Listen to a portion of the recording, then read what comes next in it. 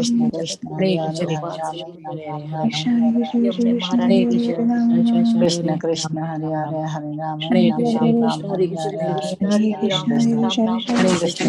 Hare Hare Hare Rama Hare Krishna Krishna Krishna Hare Krishna Hare Krishna Krishna Hare Ram Hare Ram Ram Ram Hare Krishna Hare Krishna Hare Ram Hare Ram Ram Ram Hare Krishna Krishna Hare Ram Hare Ram Ram Ram Hare Krishna Krishna Hare Krishna Hare Ram Ram Ram Ram Hare Krishna Krishna Hare Ram Ram Ram Ram Hare Krishna Krishna Hare Krishna Hare Ram Ram Ram Ram Hare Krishna Krishna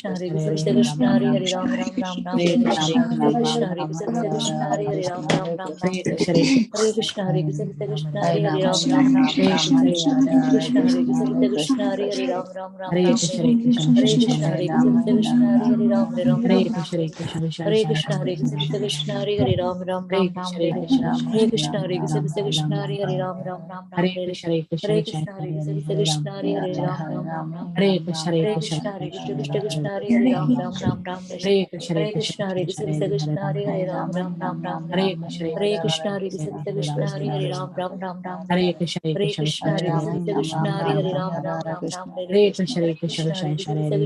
Ram Ram Ram Hare Krishna Krishna Hare Krishna Hare Ram Ram Ram Hare Krishna Hare Krishna Hare Ram Ram Ram Shri Hare Advaita Krishna Hare Krishna Hare Ram Ram Hare Krishna, Vancha Kalpatarobhyasya Kripa Sindhubhyev cha Patitanam Pavanebhyo Vaishnavebhyo Namo Namah Ananta Koti Vaishnav Vrinda ki jai, Srila Prabhupada ki jai, assembled devotees ki jai. Thank you everyone for joining today's Bhakti Sangha Japa conference call and chanting so beautifully. May I know who all joined this morning? Hare Krishna Mataji, Dandvat Pranam. Please accept my humble obeisances. All glories to Srila Prabhupada and Shri Guru and Gauranga and all the assembled devotees. Yashamati from Chicago. Hare Krishna, Shrimati Mataji, Dandvat Pranam, all glories to Srila Prabhupada. Thank you so much, Mataji, for joining and giving your association. Hare Krishna, welcome to the call. Hare And very Krishna. beautiful chanting as always. Hari Bol. Hare Krishna. Hare Krishna, Vinita Gandharvika Mataji. Please accept my humble obeisances. Jai Shri Prabhupada. This is Preeti Vilasni Devi Dasi from Atlanta. Thank you, Mataji, for very beautifully welcoming everyone. Hare Krishna, Preeti Vilasni Mataji, Dandvat Pranam, all glories to Srila Prabhupada. Thank you so much, Mataji, for joining and giving opportunity for all of us to serve Mataji. Hare Krishna. Hare Krishna Mataji, Dandvat Pranam, all glories to Srila Prabhupada. This is Neetu from Baltimore. Hare Krishna, Neetu Mataji, Dandvat Pranam, all glories to Srila Prabhupada. Thank you so much, Mataji, for joining every day and chatting so beautifully. Hare Krishna. Hey Krishna, Vinita Gandharvika Mataji. Please accept my humble obeisances. All glories to Srila Prabhupada and all the assembled devotees. This is Indulekha Karna Devi Dasi. Hare Krishna, Indulekha Karna Mataji, Dandvat Pranam, all glories to Srila Prabhupada. Thank you so much, Mataji, for joining and giving your sweet association. Hare Krishna. Hare Krishna Ji, Vinita Gandharvi Mataji, Dandvat Pranam to you and all Vaishnavas. Srila Prabhupada, Srila Gurudev ki jai. Vrinda. Dandvat Pranam to Bal Vrinda. Hare Krishna, Vrinda Gopika Mataji, Dandvat Pranam, all glories to Srila Prabhupada. Thank you so much, Mataji, for joining and giving your association every day. Hari Bol.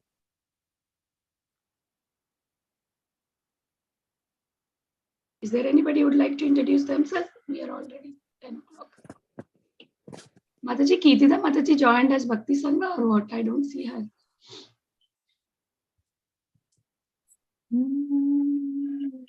Hare Krishna Mataji, Dandvat Pranams, all glories to Srila Prabhupada, all glories to Guru Maharajas, all glories to all the assembled devotees. This is Kirtida Sundari Dasi. I'm sorry. Hare Krishna, Kirtida Mataji, Dandvat Pranam, all glories to Srila Prabhupada. Welcome to the call, Mataji. Your voice looks like you are sick. No, Mataji, I'm perfectly okay. Okay. Little bit low it came. Yeah, Mataji. Now our Kirtida Mataji is back. Hari Bol, Mataji. Welcome, Mataji.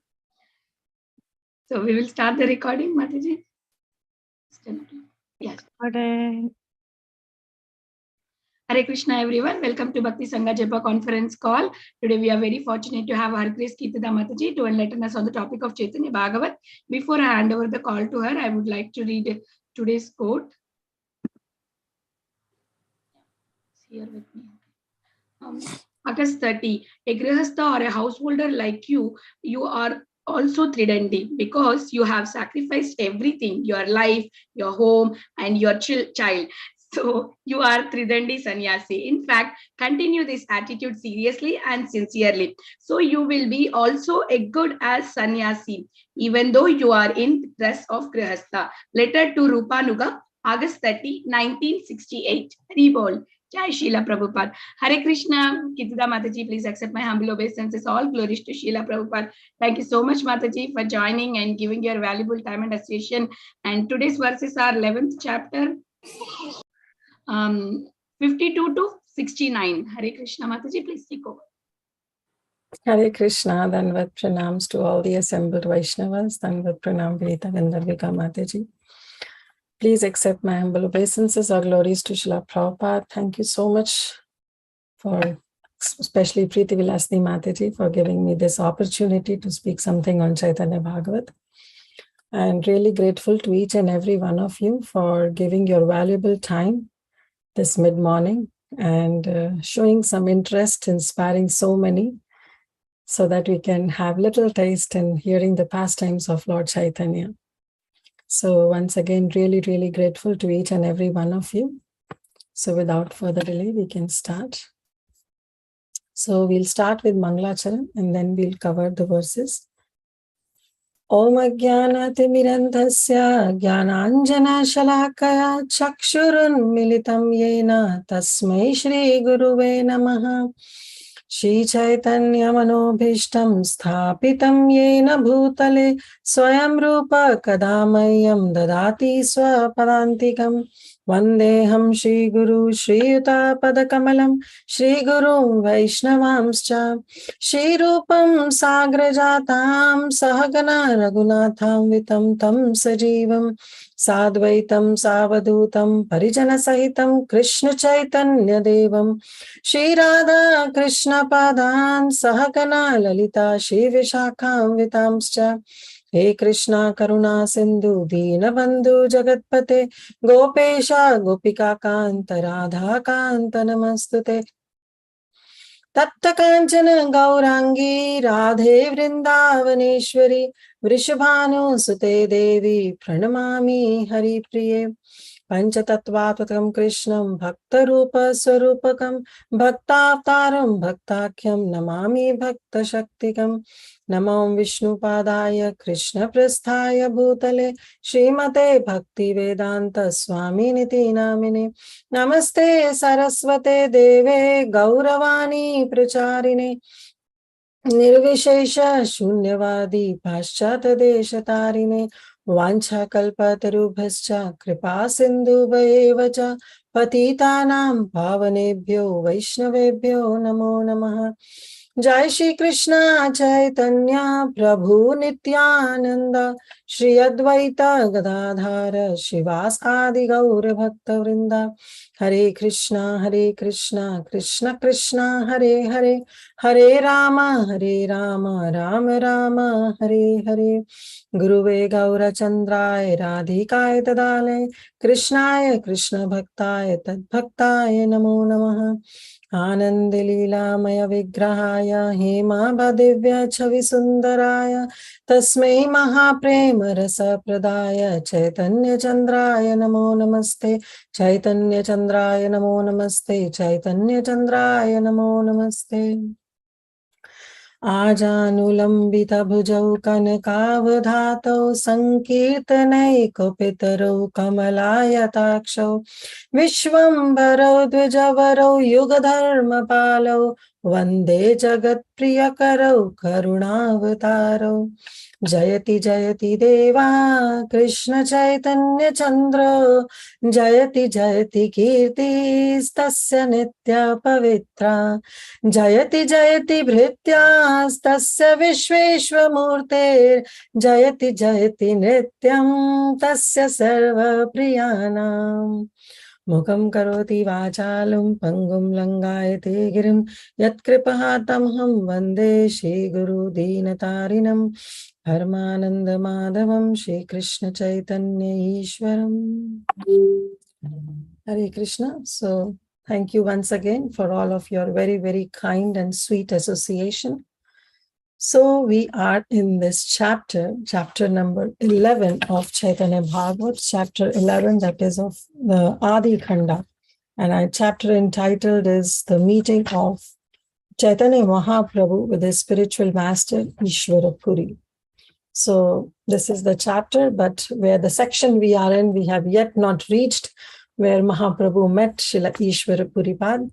But yes, today will be the concluding verse, and then from tomorrow onwards, the exact meeting of Sri Ishvara Puripad with Caitanya Mahaprabhu will be described. So just have a quick context, in what section we are in. So we are in the section where Mahaprabhu, in the previous chapter, we read that how Mahaprabhu was married to Shri Lakshmi Priya, and then this Vrindavan Das Thakur, after the description, very sweet description of marriage of Caitanya Mahaprabhu with Lakshmi Priya Devi, and after that he started on with how Nimai started his scholastic pastimes. So how he was a scholar and he started teaching. He was a Pakka grammarian in Sanskrit, and then how the interaction between Mahaprabhu and Mukunda. So all these are being very sweetly described, and we have gone through all these various topics by our very, very revered, wonderful speakers in the past who have described entire pastimes of Caitanya Mahaprabhu with Mukunda. And of course, Mahaprabhu's scholastic pastimes have been described. And after describing, just like in humility, Vrindavan Das Thakur is saying that it's very difficult to, first of all, describe all the pastimes of Mahaprabhu in great details, because it's very hard, because pastimes of Lord Mahaprabhu, of Caitanya Mahaprabhu, is just like an ocean. You cannot reach on to the shore of an ocean, right? And even depth-wise, it is so deep that you cannot even reach on to the end of the ocean. So he just says that it's very difficult to understand the pastimes of the Supreme Lord, and it's very difficult for me to explain in detail, in depth, about the pastimes of the Supreme Lord. And the last verse, I'll just try to share my screen. Okay. So this was the last verse, that is verse number 51. I'm sorry, this edition doesn't have the numbering. So, but this was the verse that we read yesterday. So Her Grace Vinita Gandharvika Mataji covered till here. So it explains that Ei Mata Ranga Kare Vishwarambarai Ketane Janita Pare Yadina Janai. So our Vrindavan Das Thakur is saying that who can understand these pastimes enjoyed by Lord Vishambara unless he reveals them? So yes, the pastimes of Lord Shri Krishna, the pastimes of the Supreme Lord is actually, it cannot be understood, it cannot be read in any of the academic schools that we just be a scholar and we'll be able to understand. No, it can only be understood when he reveals himself. So the qualities, the form of the Supreme Lord has to be revealed in the heart of a pure devotee. You cannot, gain it by attending some classes or some schools. Well, that's not possible. The training period can happen, but ultimate revelation happens when the Supreme Lord desires, as per his own supreme sweet will. So even Vrindavan Das Thakur is feeling so incompetent that, it's very difficult for me to describe. And these pastimes can be understood only by those whom Supreme Lord or our Mahaprabhu wants to be revealed. And then in the next verse, Vrindavan Das Thakur is concluding that scholastic pastimes and taking the shift to the devotees or the condition of Nadia. I should not say just the devotees, because he also explains the condition of non-devotees in Nadia.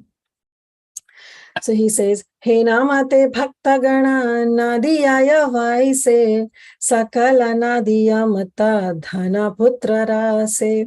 So in this way, the devotees resided in Navadvip which was filled with people intoxicated by wealth and children. So this was the condition in Navadvip, that the Bhaktagana, the devotees, were staying in Navadvip. They were residing in Navadvip. But how they were residing? Just like the tongue is residing, in between the teeth. Right? So because the people in Nadia were Dhana Putra Rase, the devotees were in Bhakti Rasa, but the non-devotees were in Dhana Putra Rase. How? They were filled with, they were intoxicated. They were intoxicated by wealth and children because of so much of opulence and so much of scholastic opulence also, because they were thinking that they are very well pandits, because Nadia at that time was known for the pandits, for the scholastic, that people were so much, they were scholars actually, because they know in and out of the Vedas, but they don't know the crux of the Vedas, that is to know the Supreme Personality of Godhead. So devotees were in that condition because there was only few devotees who were there in Nadia. Rest, the entire Nadia, people in Nadia were intoxicated with attachment towards their family members, to their children, and of course, the wealth. And of course, the knowledge, the so-called knowledge that they have.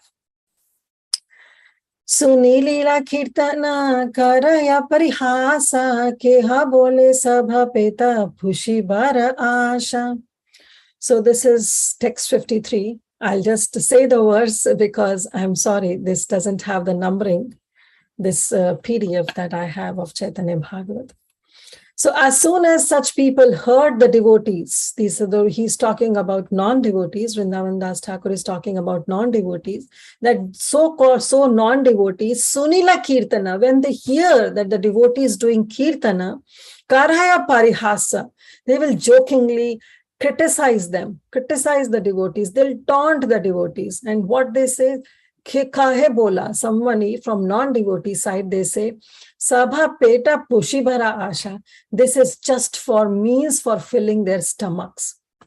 So what they're saying is that in Nadia, non-devotees are just criticizing the devotees. And they are saying that these devotees are doing this Sankirtan. They are doing this Sankirtan just for, to earn some livelihood, or to gain some enjoyment. That is what he says, to fill their stomachs. So this is the reason they are doing this kirtan. So this way they will taunt. Now we all know that this is what? Why? Because they themselves were so much engrossed in wealth, in family, in children, that they think that even the devotees who are doing Sankirtan or doing some Kirtan, they are also doing it for the same purpose. That is what Atmamat Manyate Jagat, right? Everyone who thinks, that is the logic, right? That Prabhupada often quotes in his Bhagavatam, Atmavat Manyate Jagat, that everyone thinks of others according to his own position. As per our position, we think, if we are so much into fault finding, then we'll see that the devotees are also fault finding. We'll see others also in the same lens. In the same lens, we'll see others also. That is what the logic is. Atmavat Manyate Jagat. Now, here also we see the example of in Srimad Bhagavatam, that how Daksha, when he cursed Narada Muni, because Narada Muni was preaching to the sons of Daksha, right? And so Daksha wants them to get married, but because of Narada Muni preaching, they all want to get into the renounced order of life. So Daksha was very upset. Now Daksha, we all know the meaning is expert. He's expert in his family life. He's very expert, and he's a Prajapati. So his main thing is to do the procreation work, right? And so much opulence he had. So when it came to curse Narad Muni, so as per his understanding, the best is for the recreation or for staying at one place, enjoying life, That's his mentality. So he cursed Narad Muni in the same thing, that I curse you that you'll never be able to stay in one place. You'll never get married. That is what Narad Muni wants actually. But understanding is that what Daksha was thinking, he was thinking that this is the real enjoyment. If I curse, then I should take that real enjoyment from others. Though it turned out to be a blessing for Narad Muni, that's a different topic altogether. But the point what I was saying is that this is the logic. People just think of others according to their own position that they are in.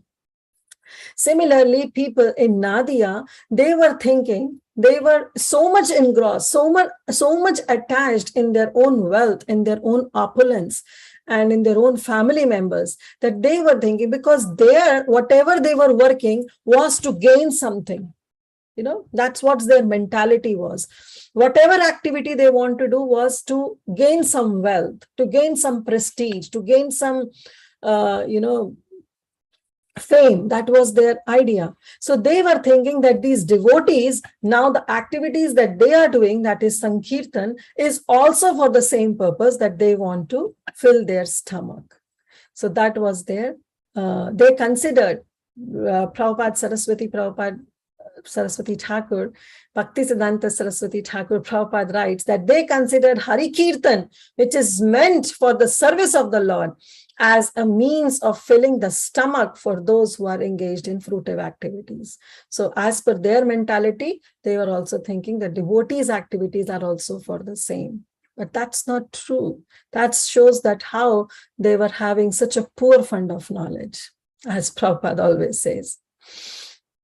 Moving to text 54. Keha bole jnana yoga ediya vichara udha tera praya nritya ekona vyavhara. So another non-devotee said, they have given up the cultivation of knowledge, because people in Nadia were so much engrossed in so-called the Vedic injunctions or the Vedas. So they say that they have given, means the devotees have given up the cultivation of knowledge. Just for what? To dance like madmen. What kind of behavior is this?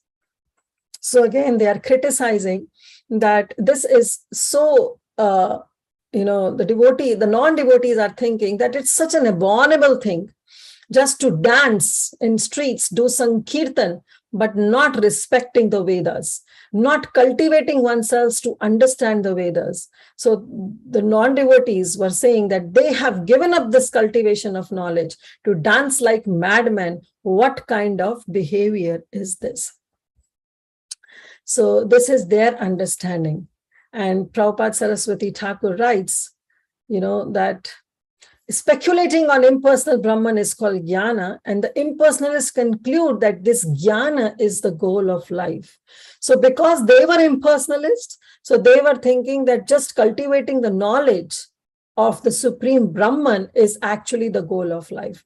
But that's not true. That's not true. Prabhupada writes that objects that are used as ingredients for the sense gratification of conditioned souls who are averse to Krishna are known as Vishaya, or sense objects. But to remain indifferent to such Vishaya, or to restrain one's mind from these objects, is actually yoga. So that is what is the bhakti yoga. But people who are jnana yogis, who are ashtanga yogis, they don't understand that what actually it is. Because actually, to understand the Supreme Lord, we have three things. We have sambandha, we have abhidaya, and then we have prayojana. So what is the sambandha? Is Krishna sambandha. To understand who Krishna is, who are we? And what is the abhidaya? The bhakti or devotional service. That always Prabhupada points out, that devotion is not bereft of service, rather it is with service. So that devotional service is abhidaya, bhakti abhidaya. And then we have prayojana, that is the ultimate goal of one's life. Why we are doing our sadhana? What is our prayojana? What is the goal of our life? It's prema prayojana. That is to have the love of Godhead. So we have this abhidaya process. And without this abhidaya, we cannot even understand our sambandha, and we cannot reach our prayojana. So how important it is. So this abhidya is our sadhana bhakti. Right now, whatever sadhana we are doing is the process, is the abhidya to reach the prayojana, to reach the ultimate goal of life. But for jnana yogis, for them, this is just a means to reach just a Brahman. They consider that devotional service or chanting the Hare Krishna Mahamantra is not all in all. But for us, our sadhya and our sadhana is also chanting the Hare Krishna Mahamantra, and our sadhya, our goal is also to do Shuddhanam. That's our goal, because prayojana, to get love of Godhead, can only happen when we reach to Shuddhanam, chanting of pure name of the Supreme Lord. So for us, it's the same, but for them, it is just the means to reach, to understand, that to have the incomplete understanding of the Supreme Lord, that is just the Brahman realization or the Paramatma realization. They don't understand that the ultimate is the Bhagavan realization, understanding the personal form of the Supreme Lord. So this way they were criticizing. Then another devotee said, another non-devotee, another non-devotee, materialistic person, he said, Keha bole katava padiyu bhagavata nachi bekhandi bahena na dekhilo patha.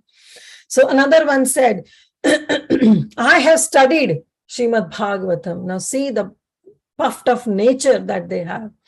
I have studied Srimad Bhagavatam for a long time, but I have never found any mention of dancing and crying as a spiritual path. Because devotees were dancing on street, they were doing Sankirtan, they were crying for the Supreme Lord.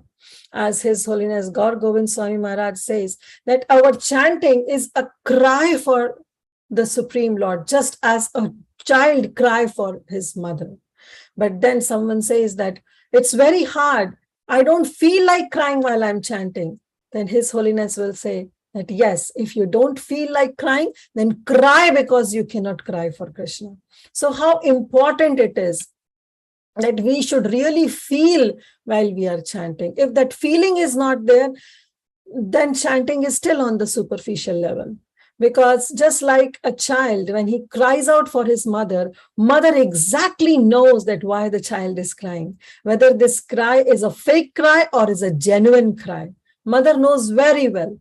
Sometimes the child cries and mother gives us some toys to play, and the child just keeps quiet. But then again the child cries, then mother gives some another thing just to see whether the child is really crying for me or just it's a fake cry. So, but then when the child is really hungry, then no matter how many toys the mother gives, the child is never ever satisfied. We all know, we all have experienced this, right? So child will never satisfy, because this time the child needs mother. That's it. No other thing can satisfy the child. Similarly, when we are chanting, we are also crying for Krishna. But Krishna wants to test us whether this cry is a fake cry or whether it's really a genuine cry. So Krishna throws some opulence to us, and we get so much absorbed in those opulences that we forget that why we were crying. Are we really interested in Krishna, or we are okay with our so-called opulences? And then Krishna sees that, our chanting has been stopped, and now it was really a fake cry. We were not genuinely asking for Krishna. So with opulences, we get so much absorbed.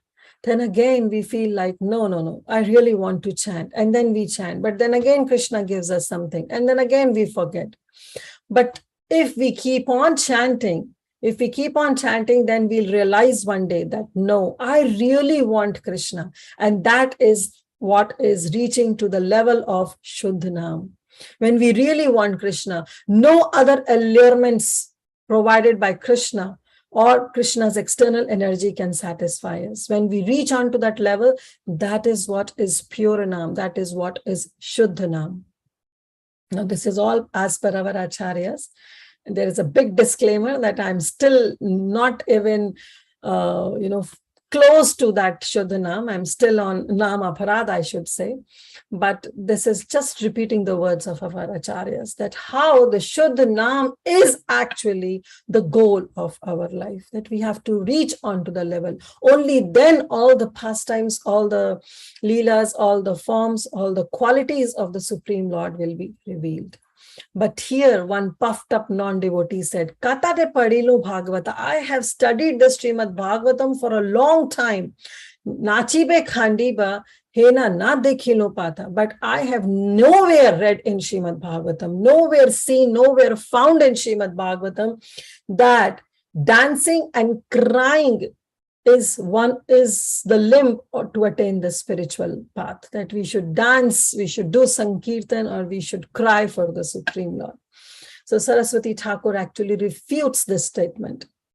He says, due to poor fund of knowledge, this ass-like, such a hard words he used, such an ass-like so-called spiritual reciters, who just claims that we know in and out of Srimad Bhagavatam.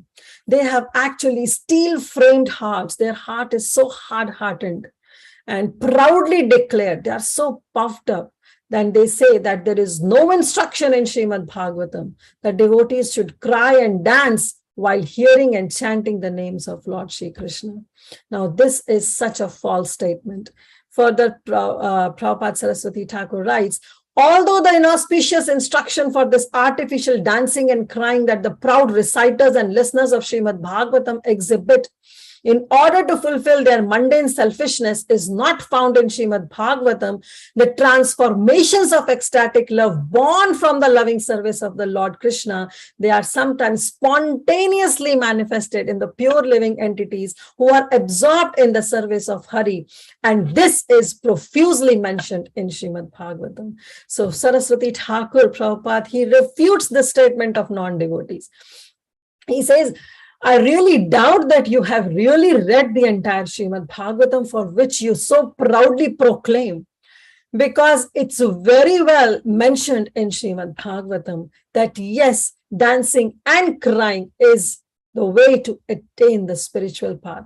Because when we come on to the level of understanding that spiritual path, or coming on to the level of Shuddha Nam, then yes, all these things help, And in this regard, I'll just share you that there is a very beautiful verse in Srimad Bhagavatam.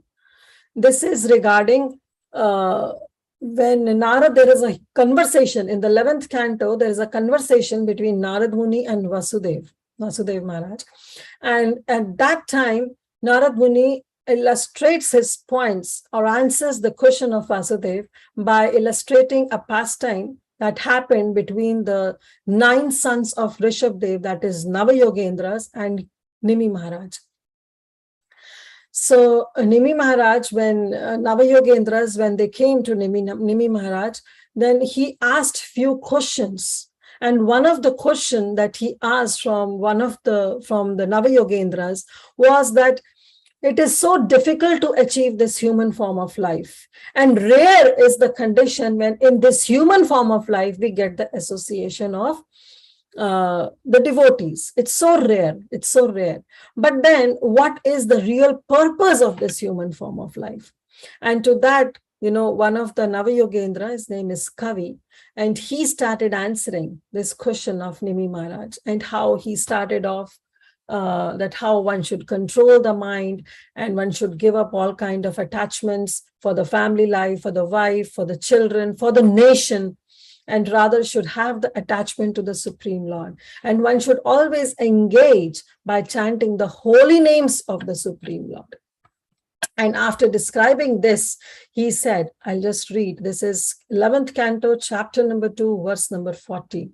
He says, by chanting the holy name of the Supreme Lord, one comes to the stage of love of Godhead. So as we chant the names of the Supreme Lord, from Namaprad, we come to Namabhas, and then we come to Shuddhanam, which is our sadhya, which is the goal. So once one come on to the level of chanting Shuddhanam, then the devotee is fixed in his vow. And what is the vow? Of being a Nitya Krishna Das, of eternal servant of the Supreme Lord. And then he becomes very much attached to a particular name and a particular form of that Supreme Personality of Godhead. Then what happens? What is the after effect of coming onto the level of Shuddhanam? As his hearts melt with ecstatic love of chanting the pure name of the Supreme Lord, the devotee laughs very loudly, or he cries, or he shouts. Sometimes he sings, sometimes he dances like a madman, for he is indifferent to public opinion. Now, it is very profusely mentioned in Srimad Bhagavatam that when one comes to the level of Shuddhanam, these natural ecstatic symptoms get developed in the heart or in the body of the devotee. When the heart gets purified, when the heart gets melted with the ecstatic love, then naturally these symptoms arises in the body of the devotee. And what are these symptoms? That sometimes you'll see him laughing, sometimes crying, sometimes shouting, sometimes dancing like a madman. Why? Because he's indifferent for the public opinion. He doesn't care what the world will say. So coming back to our Caitanya Bhagavat, so Prabhupada Saraswati Thakur this way proves that this is wrong when they say that I have studied Srimad Bhagavatam and I have not found any mention of dancing and crying. Well, it is there in Srimad Bhagavatam. It is there in the 11th canto. It is being described that how the devotees get this symptom of dancing and crying, but they should be on the level of Shuddhanam. And we all know the devotees in Nadia at that time were really chanting Shuddhanam, and that's why they were dancing on the streets, they were crying, and they were calling out profusely for the mercy of the Supreme Lord. Moving on to the next, and this is also the non-devotees, they are saying, Shivasa Pandita Chari Bahira Lagiya Nidra Nahi Yai Bhai Bhojana Kariya. They are saying to each other, my dear brothers, because of this Shivas Thakur, and of course his three brothers, because they were staying together, we cannot sleep after eating. Now, as a result of the pure devotees' loud chanting for the pleasure of Lord Shri Krishna, people who were attached to sense gratification felt disturbed in their enjoying the happiness of eating and sleeping, and thus they were greatly displeased. See the unfortunate condition of the people of Nadia. They were so unfortunate. On one side, we say that lavamatra sadhu sanga sarva siddhi hoy, that even if we get a fraction of association with the pure sadhu, that is the ultimate purpose of our human form of life. It's such a fortunate thing. And here they are getting that in association, and rather taking that association in a positive way, they are blaspheming them. They are doing a Vaishnava aparadh by criticizing them. They were so much engrossed in their eating, sleeping, mating that they were thinking that this congregation chanting, the chanting that all the devotees were doing loudly, was a hindrance, was a disturbance for their so-called eating and sleeping. See the condition. It was such a bad condition at that time in Nadia. They were thinking that these brothers of Srivas Pandit, they were chanting the names of Krishna every night, that those who are prone to material enjoyment could not respect such pure conceptions of avidya. They cannot understand this bhakti. Why? Because they were so much engrossed in their own eating and sleeping that they were thinking that this is such a wrong thing that all these brothers of Srivas Thakur are saying. They are bringing the disturbance in our life. While we see that chanting is such a meditation, even if it is in a form of a kirtan, it is such a meditation that it removes all the disturbances of our life. But how the degraded conditions was of the people in Nadia, that they were finding the chanting as a disturbance, not realizing chanting removes all disturbances, but they were thinking that chanting itself is a disturbance in their life. Why? Because they were not able to sleep, they were not able to mate, they were not able to eat. They were engrossed in their animalistic life, and they were thinking that this chanting is such a disturbance. while we understand that chanting is such a meditation that it removes all the disturbances, no matter it may be a physical or a mental, it removes all disturbances. Then another person said, Dhire dhire Krishna bali leke punya nahe nachi lagaila dake chadi lakai. So this is a interrogative question mark that they are asking, and they are saying, Dhire dhira Krishna balile. If somebody is chanting the names of the Supreme Lord very slowly, very softly, ki punya nahe, then one will not achieve the piety. Why they have to chant so loudly? Even chanting Krishna's name in a soft way, in a soft manner, one can achieve a lot of piety. So, nachile, gaile, dake, chhadi le, one must, is it necessary? Is it mandatory for one to chant and dance and shout loudly? So this is the way they were asking. But actually, we have to understand. Now, just try to understand the mindset of those people. They were so much in piety and punya and papa and punya that they were thinking that everything, they categorized all the activities as papa and punya. Right? So they were thinking that even the chanting of the holy name of Krishna will also bring some amount of piety. But that's not true. Chanting of Hare Krishna Mahamantra is beyond all these piety or pious activities. Rather, in the offenses that we read, the 10 offenses, the 8th offense, what is the 8th offense? That to consider the glories of Hare Krishna Mahamantra as one of the ritualistic activities offered in the Vedas as fruitive activities, karma khanda. It is not a ritualistic activity. It is an offense to consider that one will gain some piety after chanting the whole Hare Krishna Mahamantra. This is an offense because chanting of Hare Krishna is beyond gaining any piety. It is a devotional service unto the Supreme Lord. But people there in Nadia, because they were always in this pap and punya, so they were thinking this chanting brings also some kind of piety. So they were in the mindset that if chanting brings some piety, then why do they have to chant loudly? Why they have to shout, dance on the streets?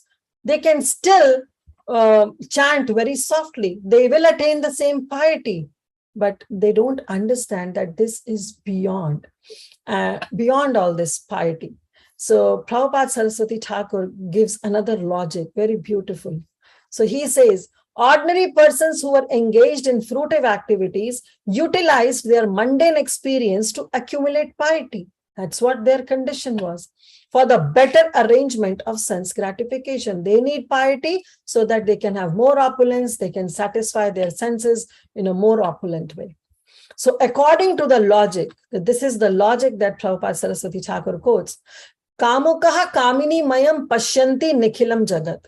So those who are lusty, kamukaha, those who are engrossed with lusty desires, kamini mayam, they will see, kamini is the woman, they will see this entire world, pashyanti, they will see, nikhilam jagat, the entire world they will see is full of women. Because they themselves are kamukha, they themselves are engrossed in this lusty desires. So a lusty man sees the entire world as full of women.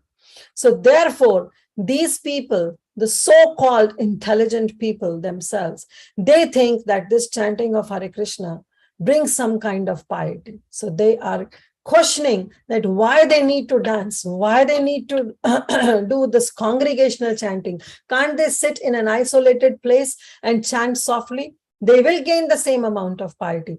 But they don't understand that chanting of Hare Krishna is actually beyond attaining any kind of piety. It is kind of a devotional service that is being explained. So how important it is, the importance of congregational chanting. Yes, when we do japa, we do a silent japa or a soft japa, which is equally important, but more important is the congregational chanting. If Sankirtan is important, we know that how even Mahaprabhu, when he gave those 8 instructions in the form of Shikshashtakam, he also says, Param Vijayate Shri Krishna Sankirtanam. And he gives that how Sankirtan can do Cheto Darpanamarjanam, can cleanse our hearts and bring us to the level where we can understand the Supreme Lord. So how important it is to do congregational chanting. But at the same time, yes, our japa is also equally important. Japa is to strengthen ourselves, ourselves so much so that we can go out and do Sankirtan. Vaisheshika Prabhu, His Grace Vaisheshika Prabhu would always say that if you want 100% results in your book distribution, then make sure that you chant 16 rounds well, in a very attention, in full attention, you chant your 16 rounds in a one place, solitary place, sit and chant your 16 rounds. That will be an armor for you. When a soldier goes out, he wears an armor, right? So this itself becomes an armor because now you are going out for Sankirtan and facing the materialistic people. So yes, japa is important, but then for what? To strengthen ourselves, to do congregation chanting, to do Sankirtan, right? Even Mahaprabhu says in Chaitanya Charitamrita, Krishnadas Kaviraj Goswami quotes, where Mahaprabhu says, Tattva Vastu Krishna Krishna Bhakti Prema Rupa Nama Sankirtana Sabha Ananda Swarupa Yuga Dharma Pavartamo Nama Sankirtana Chari Bhava Bhakti Diya Nachamu Bhuvana. So what Mahaprabhu is saying, that the absolute truth is Lord Shri Krishna. And loving devotion to Lord Shri Krishna can be exhibited only and only through congregational chanting of the holy name. And that is Ananda Swarupa. That is the essence of all bliss. And then he says, I shall personally inaugurate this chanting of Hare Krishna Mahamantra. I will personally inaugurate this Nama Sankirtan, and I shall make the world dance in ecstasy, realizing the 4 mellows of loving devotional service. So this is Mahaprabhu himself says that how important it is to chant loudly, to do Sankirtan, to do congregational chanting. Even when we go ahead and read this Shat Goswami Ashtakam, the first line itself says, Krishna Kirtana Gana Nartana Paro Premamritambo Nidhi. So there Srinivas Acharya describes that how were the 6 Goswamis of Vrindavan. Krishna Utkirtana, right? They were Utkirtana, they were singing loudly the names of Lord Shri Krishna. Krishna Kirtana Nama Gana Nartana. So they were also dancing. Premamritambo Nidhi. So this is how important it is that we chant loudly. So when we are doing our japa, the best is, of course, the Upamshu japa, where we just move our lips and we just hear so that we don't disturb the neighbor who is sitting with us. But when it comes to congregational chanting, we should perform this congregational chanting. We should get involved ourselves in that Sankirtan movement, because that is the Yuga Dharma. That is the Yuga Dharma that's going to help everybody.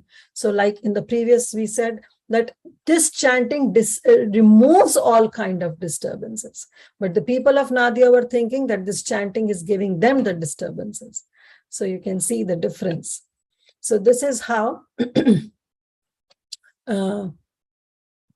Vrindavan Das Thakur quotes that what was the condition that they were thinking, that why not chant slowly rather than calling out loudly the names of Krishna. Text 58. E mata yata papa pashindira gana dekhilehi Vaishnavera karaku kathana. Now this way, e mata, in this way, all the papa pashandari, all the materialistic people, so-called people of Nadia, they were abusing all the Vaishnavas. And whenever they saw them, whenever they'll see Vaishnavas chanting or dancing, they will just start abusing them, blaspheming them with such abusive words. Kukathana. Kukathana means with bad words they will address all the Vaishnavas. But then what happened? Shuniya Vaishnava Sabha Mahadukha Paye Krishna Bali Sabha Ikandena Urdhurai. Now, hearing the abusive words, the devotees were greatly distressed. Right? So, yes, we understand that devotees may not retaliate to the words of non-devotees, to the abusive words of non-devotees, but that doesn't mean that they don't feel hurt. They do feel hurt. They do get hurt, right? So we should be very, very careful that when we do any kind of Vaishnava aparadh, first of all, we should not do any Vaishnava aparadh.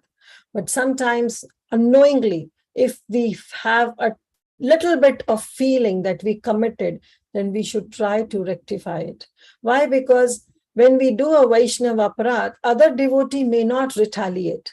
See, if I say something wrong to someone, and if another person says or clarifies his or her position and retaliates, then it's an equal thing, right? I said, he said, or she said, it's all zero, it's all equal. But if somebody doesn't take up that aparadh, that is more dangerous, because then the person is not retaliating, rather just keeping accepting all those abusive words and just keeping to one own self, not even retaliating. Then we should understand that he or she is a Param Vaishnava, right? So Vaishnavas, they don't retaliate. They don't take any offenses. Forget about doing offenses. Vaishnavas don't even take offenses. But that doesn't mean that it's not going to have any repercussions in our life. It's going to have, because if Vaishnavas don't retaliate, then Krishna intervenes. Krishna intervenes, and Krishna makes sure that we do get some repercussions of what we have done, right? So how important it is that Vaishnavas don't retaliate, but that doesn't mean that they don't get hurt. So therefore, we should be very, very cautious while speaking to the Vaishnavas.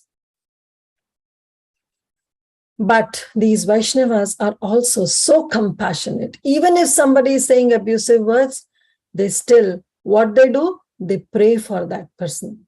They pray to Krishna for the benefit of that person. And that proves our next verse. Katadina ei sabha dukhe ravanasha jagatara Krishna Chandra karaha prakasha. Yes, these devotees were mahadukha. They were really distressed hearing these abusive words of non-devotees, but they didn't retaliate. Rather, what they did, they were thinking, how long will this miserable condition last? Oh, let us go and pray to Krishna Chandra to advent soon, to please manifest yourself and come for the benefit of these people, so that these people realize that what they are doing. They themselves are not retaliating, but they are praying to the Supreme Lord to please manifest yourself and help so that these people can come out of the condition in which they are in. So Vaishnavas are still very compassionate. Even after getting those abusive words, they don't retaliate. They are still compassionate for the people who are blaspheming them. So we all know that Krishna is Suhrit Sarva Bhutanam. He is very, very well-wisher, dear friend of all the living entities. And so are the devotees, because the devotees also have the same qualities. The pure devotees, rather, should have also the same qualities of Lord Shri Krishna. So that proves that even devotees are Suhrit Sarva Bhutana, right? So we all know this verse. I'll just read that verse. This is from chapter number 12 of Bhagavad Gita. Advaishta sarva bhutanam maitra karuna evacha nirmamo nirhankara sama dukkha sukha shami santushta satatam yogi yatatma dridhanishchaya mai arpita mano buddhir yomad bhaktam same priya. So Krishna say that devotee is very, very dear to me. Who is advaishta, who doesn't have dvesh towards other, who doesn't have any kind of animosity towards other, towards Sarva Bhutanam, towards all the living entities. Maitra, he has that friendly relationship with everybody, even though the other person is abusing. Karuna Evacha will also be so compassionate right? For others. Nirmano nirhankara. He is free from false ego. And he is free from false ego, and he doesn't consider himself to be the proprietor. And he is sama dukkha sukha shami. He is always satisfied or equal both in happiness and distress. He's always sukha, he's always satisfied, and he is always santushta, right? And that person, Krishna says, is very, very dear to me. So this is what these devotees are. They were thinking that how long we have to tolerate these abusive words, how long these miserable conditions last. Miserable condition of whom? Of the people in Nadia. Devotees know that they are actually so miserable that they cannot understand the importance of Sankirtan. They cannot understand the importance of chanting the holy name of the Lord. Right? So they are praying to the Supreme Lord. They are praying to Krishna Chandra to please manifest yourself and show these people, just because as they were praying for Krishna Chandra to appear as Mahaprabhu to inaugurate this process of Sankirtan. Sakala Vaishnava mili Advaita Rasthane Pashendira Vachana Karinane Vadane. So now what the Vaishnavas did? They all went to Advaita Acharya. And Advaita Acharya, Prabhupada Saraswati Thakur writes that he was the leader of the Vishwa Vaishnava Rajya Sabha. So they went to Advaita Acharya and they told about all the abusive words of these atheists. Suniya Advaita Hai Rudra Avatara Samhari Musaba Bali Kharaya Hunkara. Hearing this, Advaita Acharya became as angry as Lord Rudra, as Lord Shiva, and loudly exclaimed, I will kill them all. I will annihilate them all. So Prabhupada Saraswati Thakur writes that Advaita Acharya is the leader of Vishwa Vaishnava Rajya Sabha. So all the devotees, they went and they expressed their concern to Advaita Acharya. And we all know that Advaita Acharya, who is non-different from Mahavishnu and Lord Shiva, he became so angry and he loudly exclaimed that I will kill them. So we all know that Vaishnavara gunagrahi na dekhay dosh. Kaya mano vakya kare Vaishnava santosh. Actually, Vaishnava is a gunagrahi. You know, he accepts all the good qualities of Vaishnavas and he never finds fault in them. Right? Na dekhay dosh. Kaya mana vakya kare Vaishnava santosh. With his own heart, with his body, mind and words, he will perform all those activities that will satisfy the Vaishnavas. But here, when it comes to the blasphemy of Vaishnavas, nobody will accept it. Nobody will accept, especially this Advaita Acharya, who is non-different from Lord Shiva and Mahavishnu. He really became so angry that he loudly proclaimed that Hunkara, with his Hunkara, he said that I am going to kill all of them. And then Advaita Acharya assured all the devotees, Asite cha e mora prabhura chakradhara dekhi baki haya e nadiya bhitara. My Lord who carries a chakra is coming. He said, then you will see what happens in Nadia. Karaimo Krishna sarva nayana gochara tabe se Advaita nama Krishnera kinkara. And he said, I will make Krishna appear. Karemo Krishna sarva nayana gochara. In front of your eyes, I will bring Krishna present so that you all can see. And then only, tabese Advaita nama Krishna Rakinkara. Then only my name, which is Advaita, will be proven. And therefore, I'll be known as the servant of Krishna. So he's saying that I will bring Krishna. I will make Krishna appear in front of all of you. So there's an entire purport that Prabhupada Saraswati Thakur writes about all the philosophies, that is Shuddha Advaita, Vishishta Advaita, Dvaita Advaita, and what is the Shuddha Advaita, then what is the Keval Advaita. So he explains the entire 6 philosophies, but in interest of time, we'll not go through. Maybe you all can read. But the point is that he said that I will bring Krishna so that he can inaugurate this Sankirtan movement. Only then it will be proven that I am the dear servant of Lord Shri Krishna. Aradina katagiya thaka sab bhai saba ethai dekhe basaba Krishna anubhava. Now he's saying, Advaita Acharya is saying, please wait for a few more days, my dear brothers, and you will see Krishna right here. So by the strength of your devotional service, he said that Sri Krishna, who enjoys with the gopis, will manifest his form as Sri Gaura Sundar. But Prabhupada Saraswati Thakur writes that one should not understand from this statement that we can have a conjugal relationship with Gaura Sundar just like one can have with Krishna. That is prohibited. That is Gauranga Nagari. That is the philosophy of Gopi Chadi Gauranga Nagari, that one can become a lover of Gauranga who has left the gopis. No. Gaura Sundar came just to inaugurate this Sankirtan movement, though he is non-different from Krishna. So Prabhupada Saraswati Thakur writes that in the performance of Kirtana, which is the service of Sri Gaura Sundar, the worship of Gaura is actually the worship of Krishna, and the worship of Krishna is the worship of Gaura. Jai Krishna, say Krishna, say Krishna, say Jagannath. Jai Gaura, say Krishna, say Jagannath. That was Vasudev Ghosh writes in his one of the song, right? He says that there is no difference between Gaura, Krishna and Jagannath. They are same. But at the same time, the Supreme Lord Gaura Sundar is coming in the form of a devotee, is coming in the form of a devotee to establish this Sankirtan movement.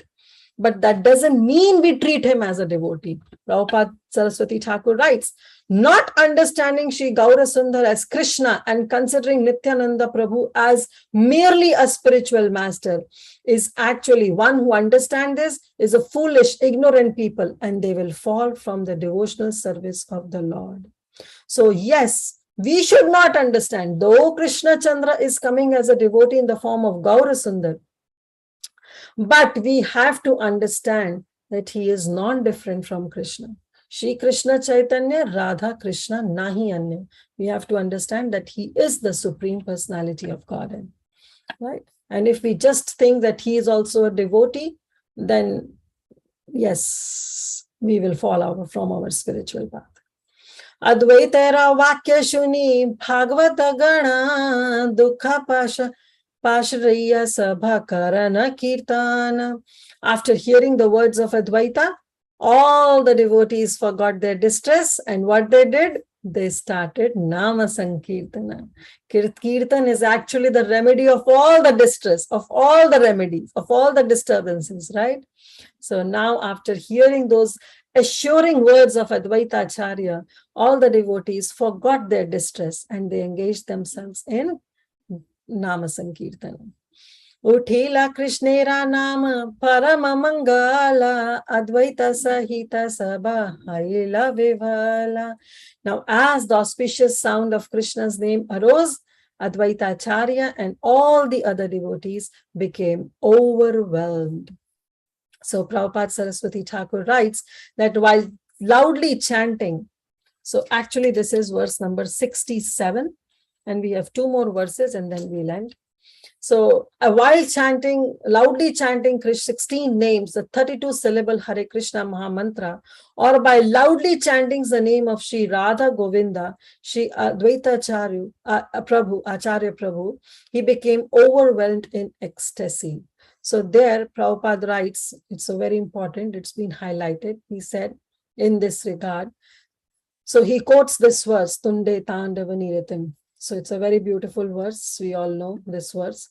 Tunde Tandavaniratim Vitanute Tundavali Labdhaye Karna Kroda Kadambini Ghatayate Karnaru Abhyuddha Spriham Cheta Prangana Sangini Vijayate Sarvendriyanam Kritim No Jane Janita Krita Kiyadbhiramritai Krishneti Varna Dvai. So this is the verse which has been composed by Srila Rupa Goswami.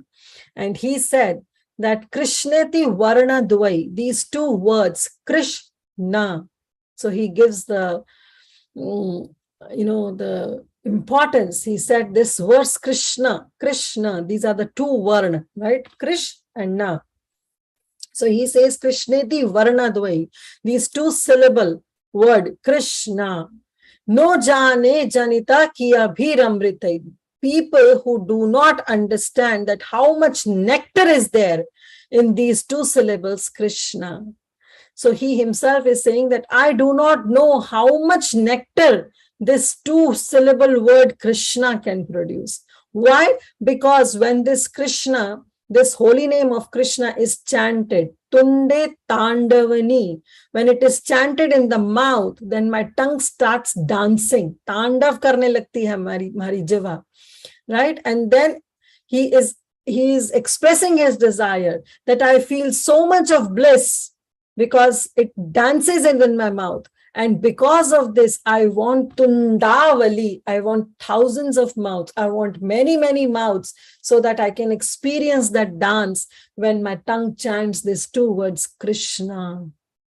But then he says, Karana Kroda Kadambini Ghatayate. When the same Krishna, after being chanted in my mouth, when it enters into my ear holes, well, it brings so much of ecstasy that I desire to have millions and millions of ears. But then after reaching to the ears, when that Krishna, the two syllable Krishna, the name of the Supreme Lord, when it enters, Cheta Prangana Sangini Vijayate, when it enters into the courtyard of my heart, then what happens? Vijayate Sarva Indriyanam Kritam. Then all my Indriyas, all my senses, they are being captured. Vijayate, this word Krishna becomes victorious on all the senses that is there in me. Why? Because it enters into my heart. And now it enters in the courtyard of my heart and it conquers all the activities of my mind and my senses. And then what happens? All my senses, Sarva Indriyanam, they become inert. They become inert. Why? Because they are now totally absorbed in the holy name. So such a beautiful verse. So in this regard, he said that Tunde Tandavanirite. In this regard, he says that the names of Sri Krishna, or in other words, the names Hare Krishna, indicate Sri Radha Govinda. And the names Hare Rama also refer to Sri Radha Govinda. Those who have learned to become subordinate to Srila Rupa Goswami, to Raghunath Das Goswami, who is situated as the subordinate of Srila Rupa Goswami Prabhuvara, who composed Sri Radhashtaka and Sri Harinam Mashtaka, can never commit offenses at the feet of Srila Jiva Goswami. Sri Gaura Sundar has incarnated in order to teach themselves that the names of Sri Radha Govinda and Sri Radha Govinda and Sri Radha Govinda themselves are non-different. Abhinnattva nam namina. He instructed the conclusions of Achintya Bheda Bheda to thoughtful persons. So why Prabhupada Saraswati Thakur is saying that they will not commit any offense against Jiva Goswami. Why? Because our Jiva Goswami actually gave different meanings. He composed 16 verses on each and every word of Mahamantra. So like, what is the meaning of Hare? What is the meaning of Krishna? Then what is the meaning of Hare? Then what is the meaning of Krishna? He says, right, Hare Krishna, Krishna Krishna, Hare Hare, Hare Rama, Rama Rama, Hare Hare. So these are the 16 names, and our Jiva Goswami composed these 16 verses explaining each and every word having a different meaning. So therefore, Prabhupada Saraswati Thakur is right that who will go against Jiva Goswami? If somebody has a due respect to Raghunath Das Goswami, to Rupa Goswami, then one cannot commit offenses against Jiva Goswami by not understanding that this Hare Krishna is actually the calling of Sri Radha and Govinda, who is our Abhidheya deities. Abhidheya is actually represented by Srila Radha Govinda. right? So when we do this bhakti, when we chant this holy name of Krishna, we are calling out to Sri Radha Govinda. And this has been proven by Srila Jiva Goswami. If time permits, we can read all these different meanings of this Hare Krishna Mahamantra, the 16 meanings that Jiva Goswami writes. Anyway, moving to the last two verses. Pashindira Vakya Jwala Sabagela Dura E Mata Pulakita Navadvipapura. Now the pains caused by the atheist abusive words were mitigated as the city of Navadvip became filled with ecstasy. So it is all because of the assurance that was given by Sri Advaita Acharya. Last verse for today. Adhyana sukhe prabhu vishwarambharaye niravadhi janarira ananda badai. So Vrindavan Das Thakur is concluding that he's saying that this way Lord Vishwambara happily passed his days in study, because right now, though he has advented, though he has appeared, but still he has not shown that he has come to inaugurate the Sankirtan movement, because this is still the scholastic pastimes of Krishna, of Lord Gaurasundar is being described. So till now he has not proven, not explicitly came forward that I am the one who has come to inaugurate the Sankirtan movement. So Vishwambara was simply passing his days in study and always increasing the joy of Mother Shachi. But later, as he will meet Srila Ishvara Puripad, he'll take initiation, and then when he comes back to Navadvip, he will be a completely changed person, and he will then inaugurate this Sankirtan movement. And at that time, Advaita Acharya assured that you will see Krishna right in here, right in front of all of you, in front of your eyes. So this is how Vrindavan Das Thakur concluded. So we read till verse number 69, and then from 70 onwards, we'll do tomorrow. So we are already at 7 minutes late, past then 12. But if you all are okay, I can read the 16 different meanings given by Srila Jiva Goswami of Hare Krishna Mahamantra. And if it is getting too late, then I can share this entire page to the group, so you all can read on your own. So it's all up to you, whatever you all decide. So we'll start. Go on, Mataji. Please go on. Okay. So I'll take another 5 minutes. I'll quickly read, and I'll just read whatever it is there. So it's written that Jiva Goswami reveals the meaning of each of the 16 names of this Hare Krishna Mahamantra in his Mahamantrartha Dipika. And he says, first Hare, this Hare. So we all know that one of the name of Srimati Radharani is Hara. So in invocative calling, we say like Radha becomes Radhe. So Hara becomes Hare. So this Hara, the name of Srimati Radharani, when we address in our Mahamantra, we say Hare, right? So we are calling on to Srimati Radharani. So he's saying this Hare, what the first Hare means, it means Krishna steals the minds of everyone, right? Yet Radha steals even his mind by her divine expertise, and thus she is known as Hara. So this is the first meaning. It is very, very meditative. Even if we get some glimpse of it, we can meditate while we are doing our own bhajan, our own rounds of chanting of this Mahamantra. The next Krishna, Hare Krishna. Krishna means he forcibly attracts Sri Radha with the sweet sound of his flute, we all know. And therefore, the Lord of all enchanting qualities is known as Krishna. I'm sorry. We know the meaning of Krishna is all attractive. So he attracts Radharani with his sweet sound of his flute. Therefore, he is known as all attractive, because Srimati Radharani is very much attractive. But one who attracts even Srimati Radharani, he is all attractive, and therefore he is known as Krishna. Third, Hare. It has been heard that during the Rasa Leela, the doe-eyed Radha was stolen away by Krishna to be alone with him. We all know this pastime. When there was a Rasa Leela, Radha and Krishna, they just went away, both of them. It's not only first Krishna went, but first Krishna and Radha, both of them went. And they went to meet in the secret Kunja, the forest the forest kunja. And therefore, because he was stolen, she was stolen by Krishna, therefore her name is Hara. So this is the meaning of the second Hare. Then the fourth, Krishna.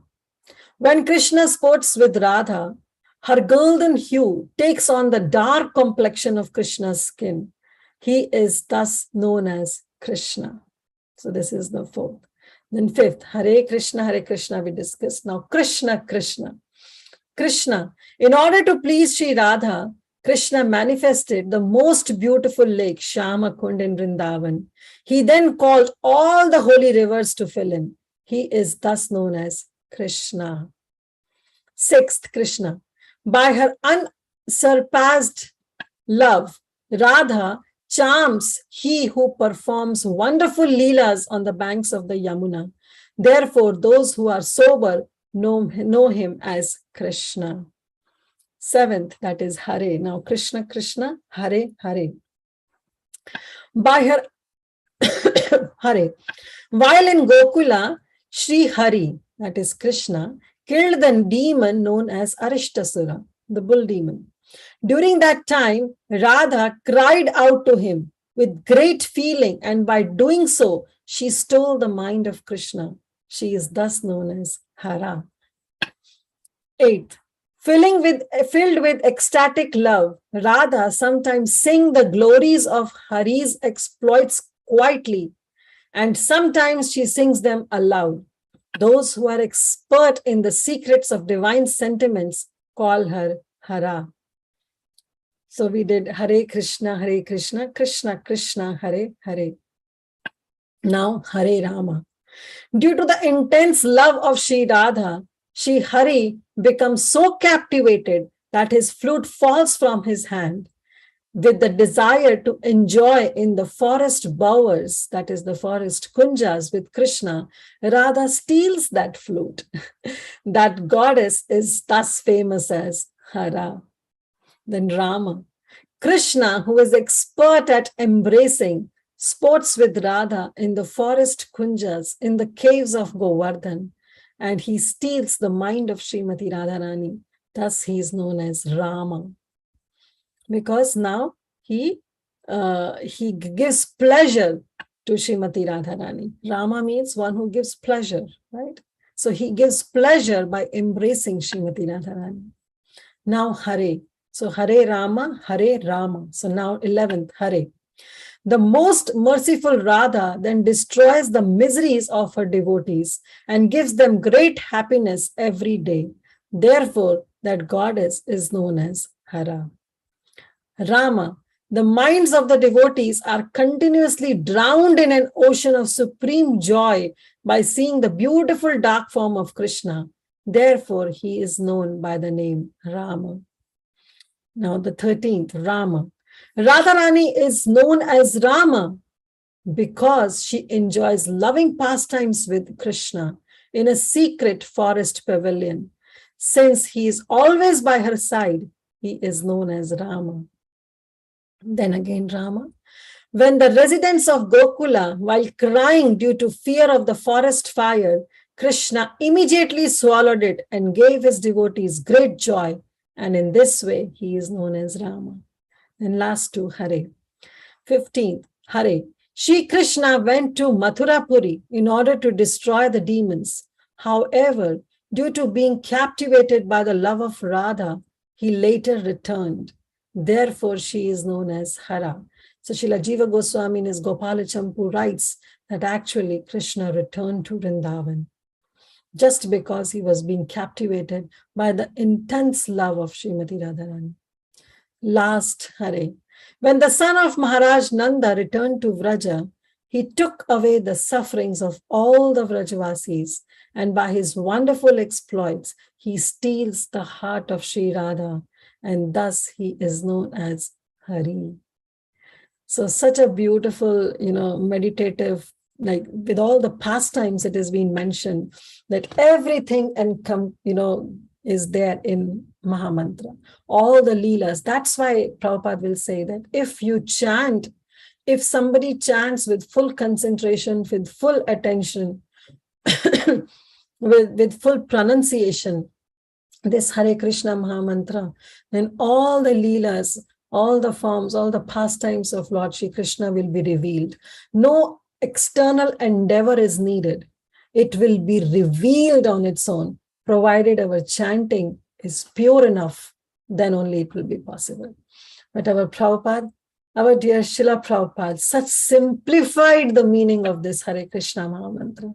And he said, Hare Krishna Mahamantra actually comprised of only 3 words, Hare, Krishna, and Rama, where Hare means, Krishna means, oh, all attractive. And Hare means that internal potency of Krishna, the pleasure potency of Krishna. So there, and Rama means one who gives pleasure to everyone.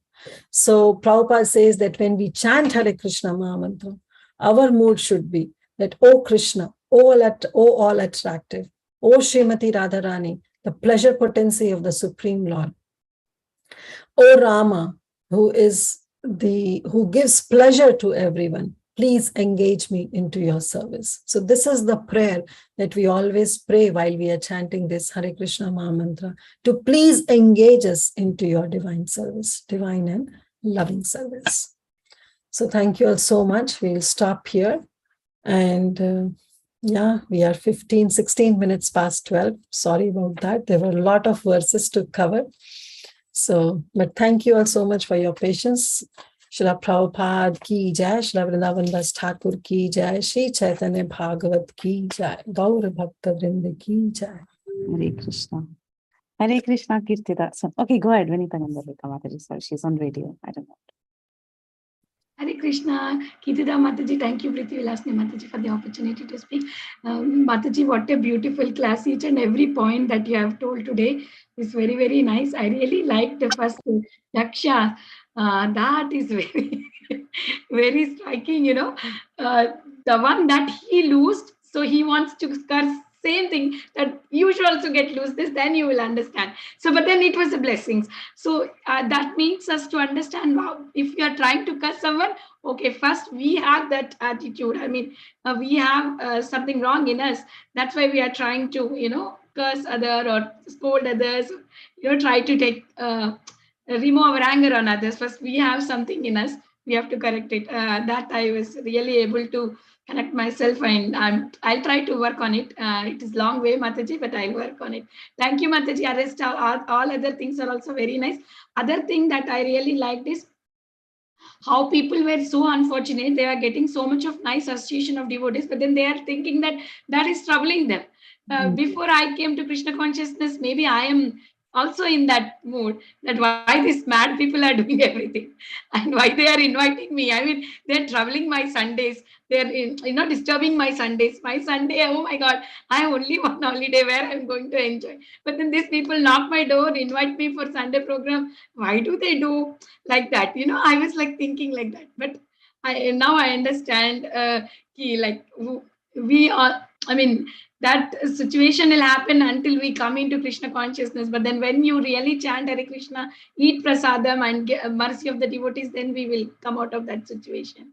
And we also try to bring others, and other people might be thinking that I am mad, of course, because I was thinking when devotee was calling me, I was thinking that, why these people are just pulling me. They're not allowing me to enjoy. Very, very nice class, Mataji. I could relate myself in so many points that you were sharing. Hare Krishna. Thank you so much, Vinita Mataji. That also reminded me of my initial days in Krishna consciousness. My Path Pradashak Guru, who introduced me to Krishna consciousness, actually was a contagious person. He was a kirtanier, and wherever he'll sit, he'll take his harmonium and he'll start his kirtan. So we used to do some get-togethers. We all were initial devotees, have no idea of Krishna consciousness, but he used to engage us. And he used to do some birthday parties of all of us, he'll celebrate nicely in a Krishna conscious way. And because we were very new to the States, so we were just finding that we need some association. So we just go wherever he'll take us and wherever he'll invite us. So there, the whole, if there is some birthday party, everything will be over. And people will have prasad. It will be 11 o'clock, 11:30, and then he'll take his harmonium and again he'll start. And we'll say, yeah, what is this? Come on, it's enough now. Just leave it. We have enough of Kirtan. Why do you want to start all over again? But never understood that actually that is what is needed, right? But later, yes, we come to know that he was on such a platform where for him, it doesn't matter whether it is day or night or what time it is. But whenever he feels, he'll take his harmonium and he'll sing. But that time it was a disturbance. But today, even we do the same thing and we feel that this is the highest bliss. So yes, thank you, Vinita Gandharvika Mataji, for bringing back my memories also. Yeah, when you were saying, I could remember my memories, because even I wanted to don't go, but what they used to do, Mataji, devotees are so merciful, right? They used to bring prasadam. I used to say, I'm busy, I cannot come. But they knock the door and give the prasadam. It happens like every week they are giving me prasadam. I'm not going, not even saying one time Hare Krishna and taking prasadam. I felt very guilty, eating such a yummy food and I'm not going, okay, let me walk upstairs and go and listen what they are telling at least 5 minutes before the prasadam plate, so that I'm not troubling that person to get down and knock my door and give me the prasadam plate. That's so, that's so much of love and affection that devotee shows on us, that makes us the path for Krishna consciousness. So Wow. nice, Mataji, that you shared that your mentor, whoever brought you, was celebrating your birthday parties. Yeah, that is so nice, Mataji. Thank you very much. Thank you, Mataji. Thank you. Hare Krishna. Preeti Vilasni Mataji, please go ahead, Mataji. Hare Krishna, Mataji. It's nice hearing both of you. Thank you, Kirtida Sundari Mataji. A very, very nice, very inspiring class.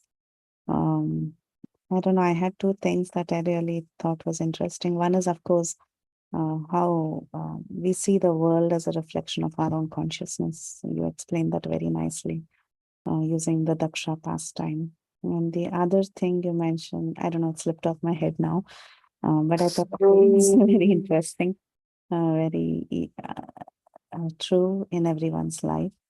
And more than anything, thank you for finishing off today's class with the explanation of the Hare Krishna Maha Mantra from Srila Jiva Goswami. It was very meditative, and definitely in our next chanting, definitely we want to keep that open just to pull some inspiration from the explanation of that of the Maha Mantra by Srila Jiva Goswami.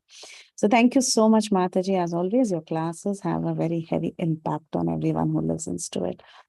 So thank you for being there for us and giving such a beautiful class. Hare Krishna. Thank you so much, Preeti Vilasni Mataji. Thank you for this opportunity. Hare Krishna.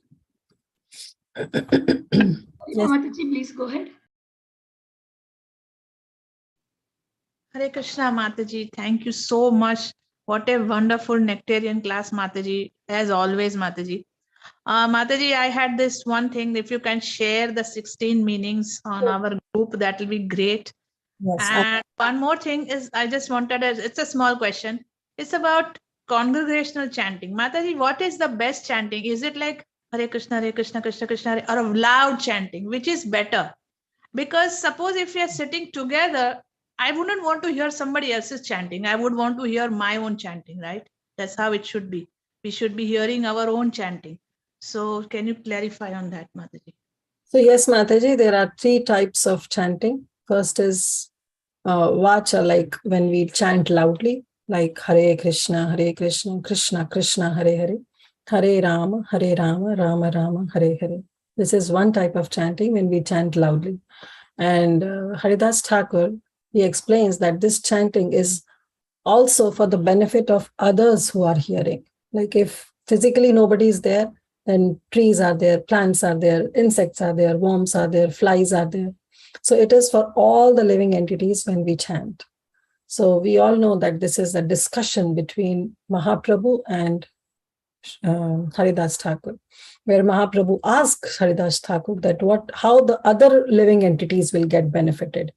So to this, Haridas Thakur is saying that when we do vacha chanting, when we chant loudly. Then the second type of chanting is upamshu. Upamshu chanting is when we chant for ourselves, when we do just the lip movement, but at the same time we tend to hear, but not to disturb others who are sitting with us. And this goes with like Hare Krishna, Krishna Krishna, Hare Hare, Hare Rama, just vibrating. But I hear what I said. Maybe you all may not. So this is the Upamshu chanting, which is in this age is the best. But otherwise, he said the Manasa chanting, that is the third one, when we chant in our mind, just like we do our sandhyas, right? We do our gayatris. At that time, there is no lip movement. And it is prescribed that we should not even move our tongue. That tongue should touch the upper palate like this, and then we should close our lips, and then we should chant our gayatris. So this is the silent chanting. This is more like meditating on each and every word of Gayatri. So technically, this is the best chanting. This mana chanting, the manas chanting is the best. Why? Because at that time, the whole focus is on the Mahamantra, and we can focus on each and every word. But try doing this, Mataji, Parima Mataji. Try do one round of manas chanting, and it will take 15 to 20 minutes to do one round. Because very difficult to concentrate. Even when we chant our Gayatris, it takes so long, right? Because we meditate on each and every word of Gayatri. Right? So because we cannot move our lips, we cannot move our tongue, and then you do your Manasa chanting. So the mind is focused. But our acharyas explain that in this chanting, it is very, very difficult. First of all, it takes a pretty long time. It is best, but at the same time, understanding our condition, that how Kali Yuga is progressing and Kali Yuga rejects, it's very difficult for us to focus that long. Even chanting 16 rounds, sitting for 2 hours become cumbersome sometimes. It becomes a challenge for us. So for us, it has been recommended, our acharyas recommend that Upamshu chanting is the best, especially when we are doing our japa. Because if we chant loudly, then, the throat may get, because we tend to get thirsty. We tend to get tired when we are loudly. And Manasa chanting, definitely it's not possible because we are not on that level.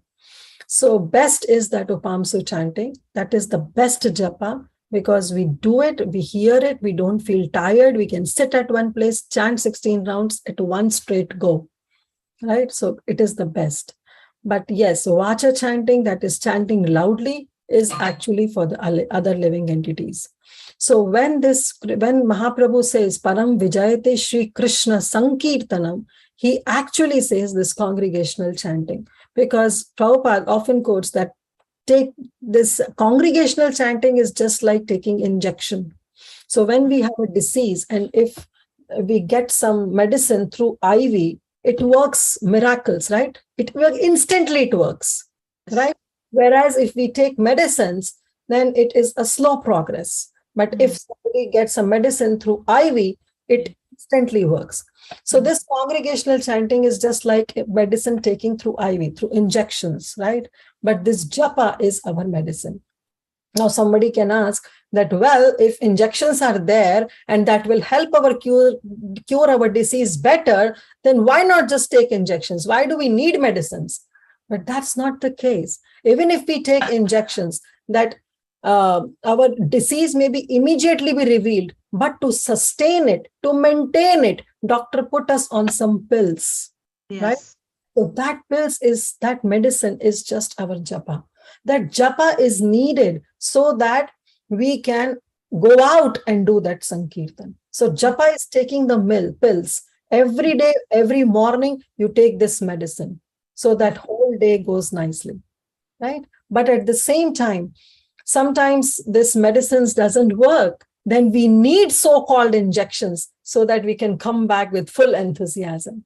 So this Sankirtan is very, very important. This congregational chanting is very important because it is for the benefit of others. Vaishnavas are para dukkha dukhi. They are not able to see the miserable conditions of others. And for the benefit of them, we chant. So yes, congregational chanting is very, very important and very significant. We should try to go out with our congregation at least once in a week and try to do the street chanting or the park we go and do this congregational chanting. But at the same time, we should do our japa. And that is what is the best is Upamshu chanting. When we chant, there is a lip movement. At the same time, it's only I who can hear, nobody else. Hope that helps, Parima Mataji. Yeah, because actually I was going to ask you this question. The thing is, this is what I am facing, that after like 11, 12 rounds, I'm really, I'm tired of saying Hare Krishna, Krishna Hare Hare, Ram Ram, Ram Ram, Hare Krishna, Krishna Krishna, Hare Hare. You know, I don't know why. I feel like maybe I need a little bit, I don't know, but it's not that I take a break, but in that case, I mean, how should I soften more, like Hare Krishna? Yeah. Rather, you should start with that soft chanting only. Why do you need to chant loudly? Start with your soft chanting and continue your 16 rounds. And trust me, Mataji, I'm not that person, because if I really feel tired, I'll just stretch myself or take a sip of water and then continue chanting. That's how I do. So I'm not that kind of a rigid person that I'll not even take a sip of water while I'm chanting my rounds. If I feel tired, then yes, I'll take water. Exceptions are those fasting days, then yes, I don't take. But normally, you know, if I feel tired, I'll take water, little bit water, or just get up from my place, stretch myself, sit down again. Yeah, I have to do that, Mataji. That's what I was going to tell you, because I have to. Yes. Like, because my back starts hurting or my legs start hurting. So I just get up, and sometimes if I feel sleepy, I take a little walk to my altar and back. Yeah. I do that. No harm. There is no harm, Mataji. As it has to be done, sukham kartum abhayam. Devotional service has to be performed with bliss, with happiness. Not like Krishna is not there standing with a stick in his hand. Hey, okay, your minus points. You got up today. You drank water today. No, this is the cry for us, for Krishna, that please help us. You know, we are crying. So there is no, that's why he says, Nam akari bahuda nija sarva shaktis. Tatra niyamita na smarane na kala. There is no niyam in remembering the Supreme Lord, because this itself is such that Krishna infested all his potencies in this holy name. So just chant with happiness. Chant and be happy. That's what Prabhupada said, right? After chanting, while chanting, we feel distress. Purpose is failed. No, I don't feel, I feel like, no, I should have done this, started doing this long back. More than half the lifetime is wasted. That's what I tell Krishna. Now, you benefited others with your loud chanting, you know, you never know. There are so many souls around us. So yeah, I know that. So that's what I always think, you know, that how Lord Chaitanya had told that, you know, you should chant so that maybe some little insect, if that thing is there, then it will hear. But yeah, but thing is that when I'm on the 11th or 12th round, and I feel a little tired. So that's what I wanted to clarify, Mataji. Thank you so much. Thank you. We should chant some extra rounds, 16 rounds for us, and rest of the rounds, whatever we have, we can chant for others. Why not? Or can we like just keep chanting while working? We need not have because sometimes you cannot keep everything in the hand, because if you're cooking, you're working, yeah, you can. That is Satatam Kirtanam, right? Every time the tongue should vibrate. Adi Gadadhar Prabhu normally says in his class, Naam Yes, right? I know. So even if you're talking to somebody in your mind, if Hare Krishna Maha Mantra is going on, that's the best. But it needs practice, Mataji. Trust me, it needs practice. I know, but it's like, yeah, I know it needs practice. So we can, you know, keep ourselves like a reminder that, you know, start, you know, because we get so absorbed in the activity we do, and suddenly, oh, Krishna, yes, again, then again start, then again the chanting stops. We are again absorbed. So it's on and off, but yeah, we can practice. How much ever we can bring Krishna, that's okay. Yes. Yeah, but thank you, Mataji. Thank you so much, Mataji. Thank you for the clarification, and Dandvat Pranams to you, Mataji. Hare Krishna. Thank you, Mataji, for beautiful answer and very practical questions, Parima Mataji. Thank you so much. Is there anybody having any more questions before we end the call? There are realizations, comments in the chat box, Mataji. Yeah, Mataji. So thank you, everyone, for your... If there are no more questions, we can end the call here. I would like to offer my obeisances to Mataji and all the Vaishnavas assembled on the call. Vancha kalpatarobhyasya kripa sindhubhyevacha patitanam pavanebhyo Vaishnavebhyo namo namah. Ananta koti Vaishnav vrinda ki jai. Srila Prabhupada jai. All praise keeps us. Ki Jai. Jai. Hare Krishna, Dandavat Hare Pranam, Krishna. Mataji. Hare Hare Krishna. Krishna, Dandavat Pranam. Hare Krishna. As well. And I have a same problem, Mataji, that I cannot sit down continuously. I told Adi Gadadhar Prabhu too. So when I get leg pain or something, I have to just walk little bit and then sit down and like that way. Fine, Mataji, that's perfectly fine. So, and I cannot finish my 16 round in the morning all. So until 10 o'clock, I can try to finish all the things. Try to do it as much as possible. Mataji, but Mataji chants from 4 o'clock in the morning. I don't know why she will not finish at 16. How slow I she told Adi Gadadhar Prabhu that 9 to 10 minutes I take, even though I speak loudly still. If I speak like Upanshu, whatever you say, Mataji, by lips, then I can be sleep maybe sometimes because I close my eyes, so it happens. Is to remember Krishna. However you chant, in whatever condition you chant, the ultimate is to have smaran of Krishna. That's what I think. It doesn't matter however you chant, or you even keep the count of chanting. Yes, our Acharya says that we should Sankhya Purvak Naam Gan and that we should do Sankhya Purvak. But after that, the holy name should always vibrate on our tongue. That should be the ultimate goal of our life, that, we should constantly chant. So no matter how you chant, it takes 10 minutes, 12 minutes, 5 minutes, 6 minutes, doesn't matter, till you are remembering Krishna and you are sincerely calling out to Krishna. Yeah, that is the main point, Mataji. You're right. Yeah. Okay. One day Krishna will do. Thank you. Thank you, Mataji. Thank you, Mataji, so much. Srila Hare Prabhupada. Krishna, Dandavat Pranam.